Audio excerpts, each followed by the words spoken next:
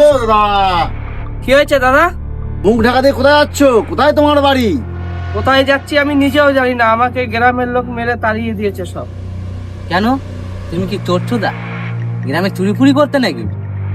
না না, গ্রামের লোক সবাই বলে আমার মুখ দেখলে নাকি ক্ষতি, তাই আমি মুখ সবসময় ঢেকে রাখি।